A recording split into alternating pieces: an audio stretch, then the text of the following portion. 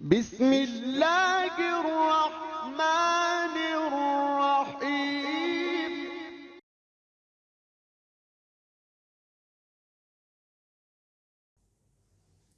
नहमदुहु व नुसल्ली अला रसूलिहिल करीम अम्मा बाद फ़ाऊज़ु बिल्लाहि मिनश शैतानिर रजीम। मैं हूँ प्रोफेसर हकीम इशाक़ सुल्तान और अपने यूट्यूब चैनल से आपको खुशामदीद कहता हूँ। आज हम बात करेंगे लिकोरिया पे।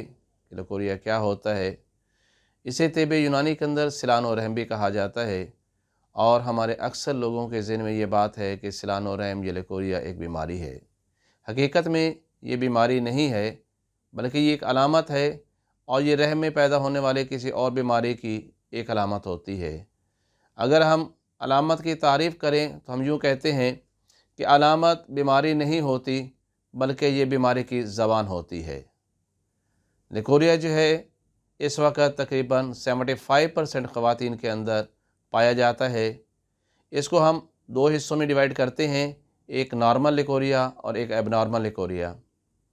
तो नॉर्मल लिकोरिया जो है उसको भी बहुत सारे लोग जो हैं उसको एबनॉर्मल समझते हैं, जबकि दरअसल वो एबनॉर्मल नहीं होता, बल्कि हर ख़ातून जो है वो ख़ास दिनों के अंदर तकरीबन 1 टीस्पून के लगभग लिकोरिया का जो फ्लूइड है वो ख़ारिज करती है। इससे पहले कि हम ये बात करें कि लिकोरिया क्या होता है, इसकी अक़साम क्या होती हैं, इसकी वजूहات क्या होती हैं, इसकी अलामात क्या होती हैं और इसका हम किस तरह मुकम्मल इलाज कर सकते हैं, मैं चाहूँगा कि आप मेरे यूट्यूब चैनल को सब्सक्राइब कर लीजिए और अगर पसंद आए तो अपने दोस्तों को भी फॉरवर्ड कीजिए। तो आते हैं अपने असल टॉपिक की तरफ कि लिकोरिया क्या होता है। जैसे मैंने पहले बताया कि लिकोरिया एक अलामत है, एक बीमारी नहीं है। तो नॉर्मल लिकोरिया के ऊपर सबसे पहले हम बात करेंगे और उसके बाद हम देखेंगे कि अबनॉर्मल लिकोरिया क्या होता है। नॉर्मल लिकोरिया से मेरी मुराद ये होती है कि जिस वक्त ख़वातीन के मेंसेस बंद हो जाए, पीरियड जो है वो ख़त्म हो जाते हैं, उसके 4 दिन के बाद उनके जिस्म से रतूबत ख़ारिज होना शुरू होती है और वो टाइम जो होता है वो उस वक्त फॉलिकुलर फेज़ कहलाता है। उस वक्त जो तकरीबन 1 टीस्पून के राउंड अबाउट जो है रतूबत ख़ारिज होती है, जो कि ट्रांसपेरेंट होती है, जो कि चिपचिपी होती है। इसके बाद अगला फेज़ जो आ जाता है वो ओवुलेशंस का होता है। जिस वक्त अंडा जो है वो ओवरी से ख़ारिज हो चुका होता है, उस वक्त इस रतूबत का कलर जो है वो थोड़ा सा गाढ़ा हो जाता है, सफ़ेदी मैल हो जाता है और वो स्लिपरी हो जाता है। और उससे नेक्स्ट जो है वो ल्यूटम फेज़ कहलाता है, जिसके अंदर फिर जो है इस रतूबत का कलर और इसका जो है ये विस्कोसिटी वो चेंज हो जाती है और इस तरह ये जो कलर हैं वो भी चेंज होते हैं, इसकी विस्कोसिटी चेंज होती है, इसकी मिकदार चेंज हो जाती है, लेकिन ये नॉर्मल होता है। वो ख़वातीन जो कि प्रेगनेंसी के लिए कोशिश कर रही होती हैं, उनके लिए ये फेज़ जो होता है, ये लिकोरिया जो होता है वो एक कंसीविंग ट्रैक के तौर पे काम करता है, क्योंकि उस वक्त ये रतूबत जो ख़ारिज होती है उनके प्राइवेट हिस्सों से, उसका 2 ही मकसद होते हैं। एक तो उनके जिस्म में यानी यूट्रस के अंदर जो मुर्दा सेल्स रुक चुके होते हैं वो ख़ारिज हो जाए, या अगर कोई गंदा मवाद या पानी उनके यूट्रस में रुक चुका है वो ख़ारिज हो जाए और हम मिस्री के बाद स्पर्म जो हैं उन्हें किसी किस्म का नुकसान ना पहुँचे। और दूसरा ये रतूबत जो है वो इसलिए मैंने कहा है कि ये हमल के लिए एक कंसीविंग ट्रैक है। अगर ये रतूबत ख़ारिज ना हो तो शायद फिर कंसीव भी ना कर सकें, हमल भी ना हो सके, क्योंकि जिस वक़्त जो है ये रतूबत ख़ारिज होती है, जो नॉर्मल हालत में ख़ारिज होती है, उसका अपना जो एक मिजाज है वो तकरीबन आसाबी हो चुका होता है, वो अल्कलाइन नेचर होता है और उसका वही मिजाज होता है जो मर्द की सीमन का होता है। जब स्पर्म जो है वो रहम के अंदर दाखिल होते हैं तो वहाँ पर अगर उनको ये माहौल ना दिया जाए, यानी अल्कलाइन माहौल ना दिया जाए, वो सारे के सारे स्पर्म डेड हो जाएंगे और औरत कभी भी हामला नहीं हो सकेगी। ये वो एक नॉर्मल लिकोरिया है जिसे लोग अक्सर एबनॉर्मल समझ बैठते हैं। हाँ, अलबत्ता जब इसका कलर चेंज होना शुरू हो जाए, इसकी स्मेल चेंज होना शुरू हो जाए। नॉर्मल हालत के अंदर तो लिकोरिया की जो रतूबत ख़ारिज होती है उसमें कोई स्मेल नहीं होती, लेकिन कुछ ख़वातीन के अंदर हल्की फुल्की इस रतूबत में स्मेल आती है, लेकिन वो इतनी नहीं होती कि हम उसे अबनॉर्मल कहें। लेकिन जैसे ही इसका कलर चेंज होता है, जैसे ही इसका ऑर्डर चेंज होता है, यानी इसका स्मेल चेंज होती है, तो उसको हम कहते हैं कि ये एबनॉर्मल की तरफ जा रहा है। और इसके कलर और स्मेल चेंज होने की बुनियादी वजह ये है कि दरअसल हम उस बीमारी का इलाज ही नहीं कर रहे थे जिसके नतीजे के तौर पर ये लिकोरिया का मर्ज़ पैदा हुआ था। अगर हम उसका प्रॉपर इलाज कर लेते तो ना तो इसका कलर चेंज होता और ना ही इसके अंदर कोई स्मेल आती। अगर खुदा न खासा ये स्मेल इतनी तेज़ हो कि उससे नफ़रत होना शुरू हो जाए, और इसे हम कहते हैं कि मछली की तरह जो स्मेल है वो आनी शुरू हो जाती है, और इसे हम फिशरी स्मेल भी कहते हैं। जिस वक़्त इसका कलर भी चेंज हो जाता है तो दरअसल उसकी कई वजूहात होती हैं। यानी बचपन के अंदर, बहुत छोटी उम्र के अंदर शादी कर दी जाए, कसरत जिमा किया जाए, जिसकी वजह से अंदर वरम और सोजिश पैदा होगी और लिकोरिया पैदा हो जाएगा। इसके अलावा जो है उन ख़ास दिनों के अंदर, यानी मेंसेस के दिनों के अंदर बहुत ही गंदे से कपड़े इस्तेमाल किए जाएँ, हाइजीन के इस्तेमाल जो है वो ख्याल ना रखा जाए, तो उसकी वजह से भी लिकोरिया पैदा हो जाता है। लेकिन तिब के मुताबिक इसकी दो बड़ी वजूहात होती हैं। या तो ये सफ़रा की ज़्यादती से मर्ज़ पैदा होता है या बलगम की ज़्यादती से मर्ज़ पैदा होता है। और अगर मैं इसे फ़र्दर क्लासीफाई करूं और इसके मज़ीद अक़साम की तरफ जाऊं तो इसके ज़्यादा इसको डिटेल से जो बात करता है वो नज़र मुफ़रद आज़ा इसके ऊपर बात करता है। नज़र मुफ़रद आज़ा के मुताबिक ये गुदी उज़लाती तहरीक में भी होता है, गुदी असाबी तहरीक में भी होता है, आसाबी गुदी तहरीक में भी होता है और आसाबी उज़लाती तहरीक में भी होता है। अब हम देखते हैं कि हम नज़र मुफ़रद आज़ा की जो मुख्तलिफ़ तहरीकें हैं उसके अंदर क्या क्या जो अलामात होती हैं जिसकी बेस पे हम कह सकते हैं कि इस मरीज़ा को जो लिकोरिया हुआ है ये कौन सी तहरीक की वजह से होता है। जो गुदी उज़लाती तहरीक की वजह से लिकोरिया होता है, दरअसल वो STDs होती है, सेक्सुअल ट्रांसमिटेड डिजीज़ होती हैं। वो दरअसल सफ़रा की ज़्यादती की वजह से होती हैं। और जिस वक़्त जो है किसी ऐसे मर्ज़ से औरतें मिलती है जो कि ख़ुद पहले सुजाक का मरीज़ होता है, तो ये नेसेरिया गोनोरिया बैक्टीरिया जो है वो औरत के यूट्रस में दाखिल हो जाता है, जिसकी वजह से वहाँ पर उसे इन्फेक्शन हो जाती है। और ये लिकोरिया जब गुदी उज़लाती तहरीक में होता है तो ये पीला होता है, गाढ़ा होता है और उसमें खून भी शामिल होता है। ये बदबूदार होता है, ये जलनदार होता है।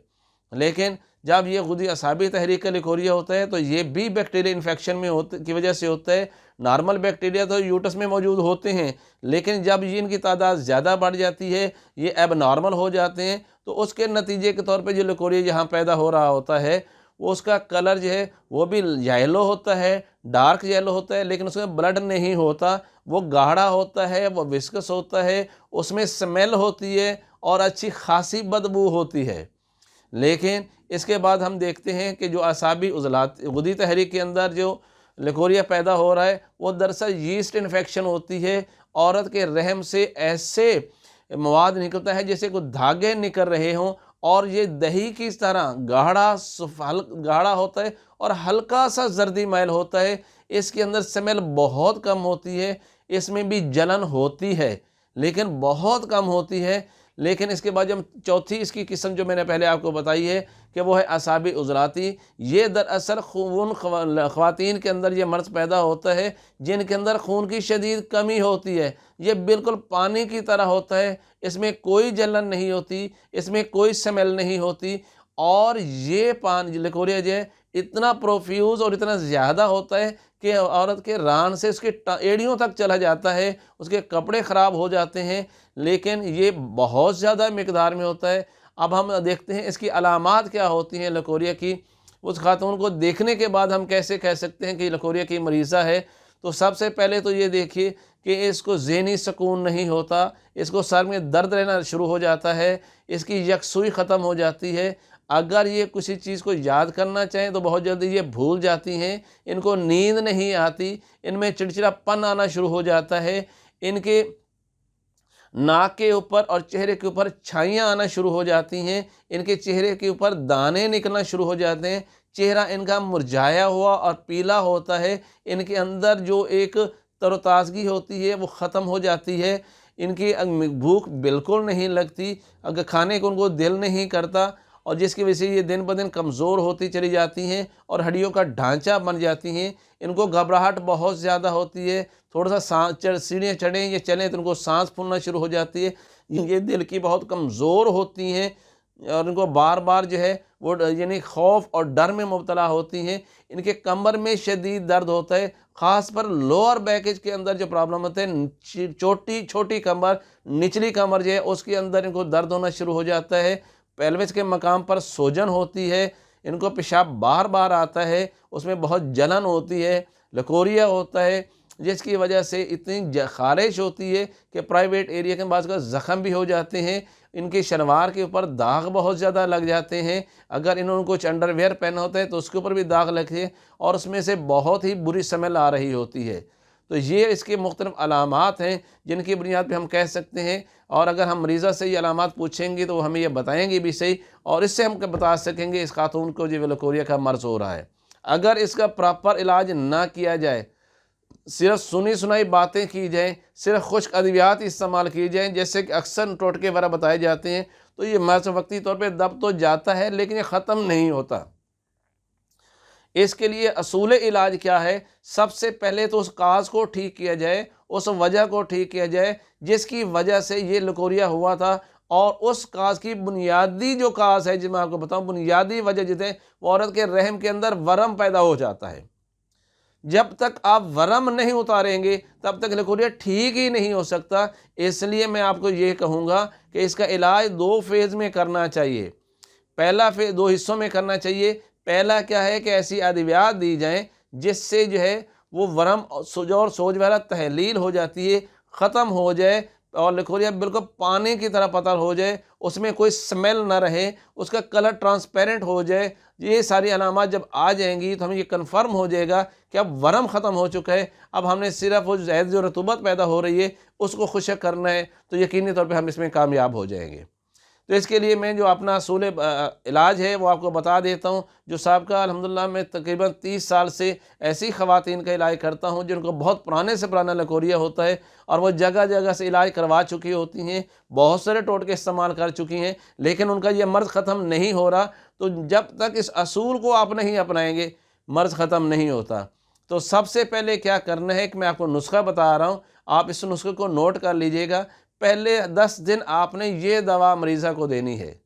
वो नुस्खा क्या है? इसमें कलमी शोरा, जौखार, तुख्म कासनी और ज़ीरा सफ़ेद, ये 4 चीज़ें हैं। इन चारों चीज़ों को बराबर वज़न में लेना है, यानी 50-50 ग्राम आप ले लें और इनको अच्छी तरह अलग अलग साफ़ कर लीजिए। फिर इनको अलग अलग पाउडर करना है, फ़ाइन पाउडर करने के बाद मिक्स कर लीजिएगा।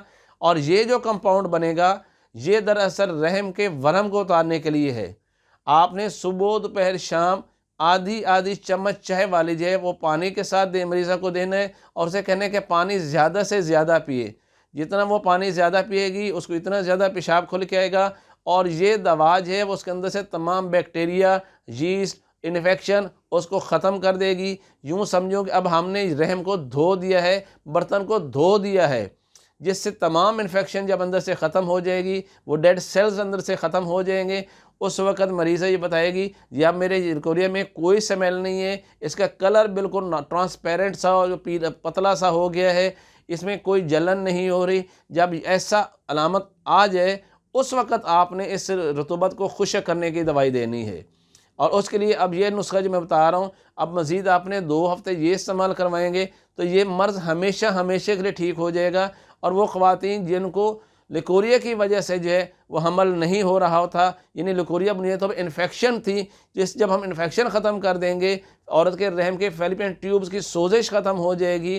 क्योंकि जब सोजिश होती है, रहम के अंदर वरम होता है, तो वो फैलोपियन ट्यूब्स भी ब्लॉक हो जाती हैं, यानी वो ट्यूब्स होती हैं जो ओवरी से एग को रहम की तरफ लाना होता है। जब सोजिश की वजह वो बंद हो जाती हैं तो फिर जितनी मर्ज़ी कोशिश कर ली जाए ये कभी भी हमल नहीं हो सकता।